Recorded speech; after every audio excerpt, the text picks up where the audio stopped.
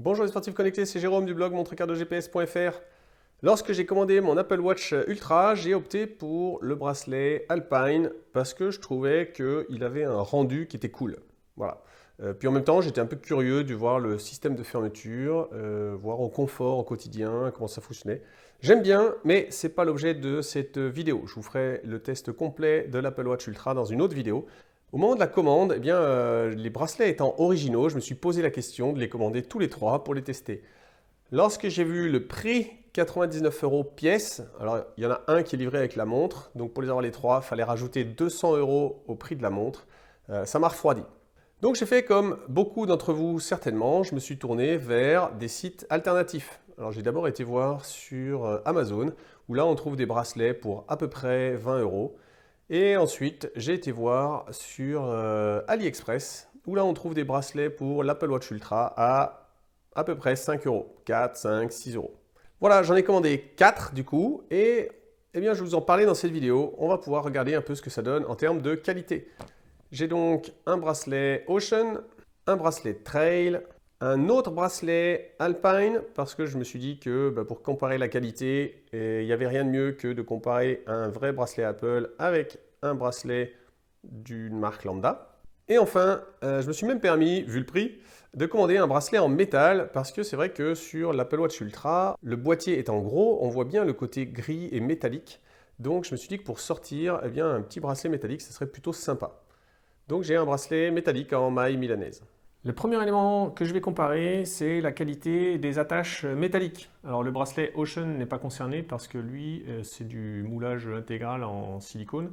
Mais pour les autres bracelets, la qualité de cette petite pièce en métal, clairement on voit des différences entre le bracelet officiel d'Apple et les autres. Sur le bracelet officiel, eh bien, les finitions sont très bonnes, les bordures sont parfaites et l'ajustement est absolument parfait. Ça rentre dans le boîtier, ça glisse, il n'y a pas d'accroche et ça rentre du premier coup. Sur un bracelet low cost, on ne peut pas dire que ça soit aussi bien. On voit là que bien, les angles ne sont pas aussi bien ébavurés. Vous voyez là, c'est assez flagrant. C'est comme ça sur tous. C'est encore bien visible ici. Cette mauvaise finition, eh bien, on le ressent quand on cherche à mettre en place le bracelet dans le boîtier. On arrive rarement à le glisser du premier coup. Souvent, ça accroche un petit peu, il faut jouer un petit peu avec la pièce. Parfois, c'est cette petite pièce-là qui ressort trop et donc ça accroche. C'est le cas sur celui-ci. On voit bien que là, ça bute un peu. Lorsque je force, ça rentre. Une fois que c'est en place, eh bien, vous voyez, cette-ci ne bouge quasiment pas. Là, il y a beaucoup plus de jeu. L'attache reste solide parce que eh bien, avant de la perdre, vous allez la solliciter comme ça. Vous voyez un peu le jeu qu'il y a ici. Ensuite, eh bien, les deux bracelets sont assez faciles à comparer. Les mailles, là, me semblent plus larges que sur le bracelet d'origine. Et du coup, le rendu fait un peu moche. Parce que souvent, ça fait des plis, ce qui n'est pas du tout le cas ici. Ici, on a quelque chose de bien rebondi. Là, ça fait assez moche quand même. On voit que les boucles là sont plus lâches. Alors, l'avantage, c'est que c'est plus facile de rentrer la boucle. Ça reste bien en place, on ne la perdra pas. Mais voilà, c'est un petit aspect qui est quand même moins joli. Sur les finitions toujours, on voit que là, le bout du bracelet, avant d'être collé, eh bien, les bordures ont été très bien faites.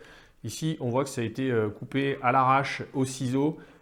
C'est pas tout à fait droit et ça a été collé. Là, même chose, le bout du bracelet, il a été enroulé autour de la boucle, alors que là, eh bien, il est laissé en bâillement. Ici aussi, on voit qu'il y a une couture qui est mal finie. J'ai réalisé en faisant le montage de la vidéo qu'il y a vraiment de tromperie sur la marchandise. Quand on va sur le site et qu'on regarde l'image qui est affichée pour ce bracelet, et qu'on regarde exactement les détails que je vous ai pointés, eh bien, on ne les retrouve pas du tout en fait. On retrouve l'image d'un bracelet Apple, c'est-à-dire que le bout du bracelet est bien enroulé autour de la tâche. La partie qui revient collée, eh bien, elle est arrondie. C'est absolument pas comme ça sur le vrai bracelet. Là, pour le coup, il y a vraiment tromperie. Au niveau de la boucle, eh bien, il y a une différence de couleur. Donc là où la boucle est exactement de la même couleur que le boîtier, ici je pense qu'elle est dans un métal différent, c'est probablement de l'aluminium et pas du titane, donc elle est plus claire et puis elle est plus arrondie. Là on voit des angles, là on voit qu'elle est arrondie, pareil pour le crochet au bout.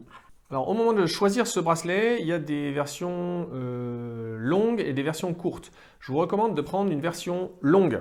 Pourquoi? Quand vous allez porter votre montre, vous allez ramener la boucle ici pour l'accrocher là. Donc si je l'ajuste bien, je vais venir la mettre ici.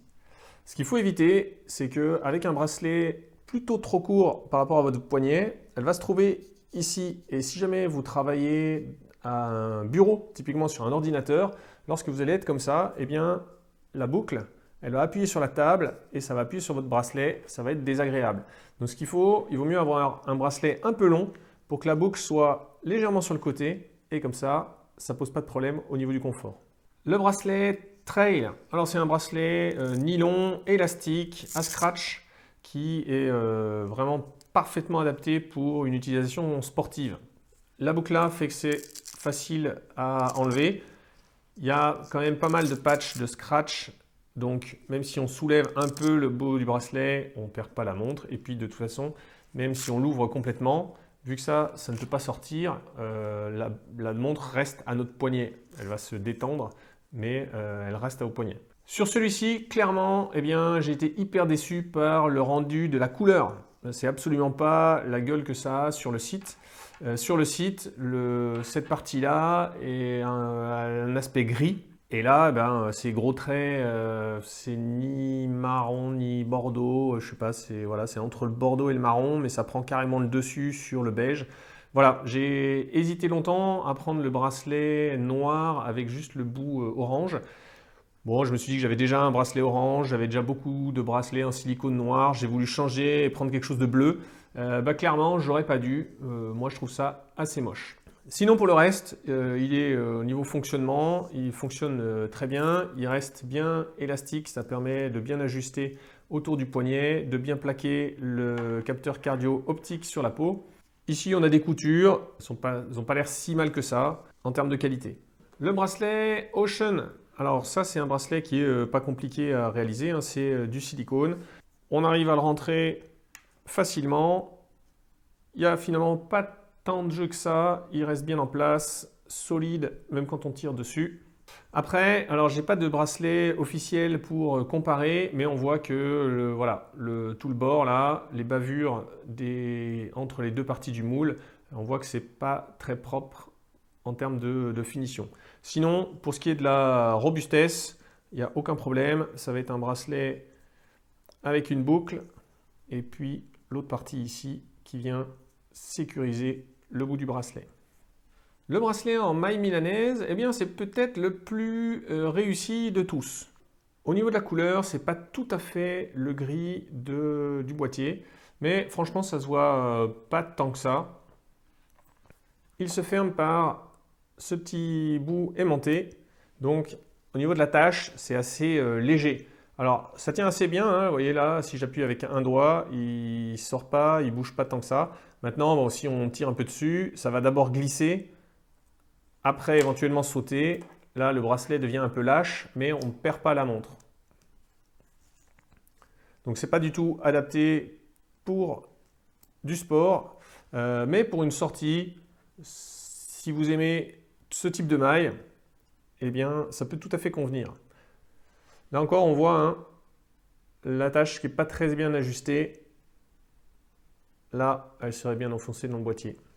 Bon, le mot de la fin, c'est quoi? Eh bien, sans surprise, hein, quand on commande un bracelet à 4-5 €, eh bien, on n'a pas la qualité d'un bracelet à 99 €. Après, est-ce que vous prenez beaucoup de risques? Ben, finalement, pas trop. Vous n'allez pas abîmer votre montre. Le principal risque que je vois, c'est celui de la couleur entre le rendu sur ordinateur et puis la version réelle qu'on reçoit dans le colis. Mais bon, au prix auquel ils sont, eh bien, on peut facilement commander un jeu de 2-3 bracelets. Et puis, s'il y en a un dans le lot qui ne convient pas, bah, on n'a pas quand même pris un risque énorme.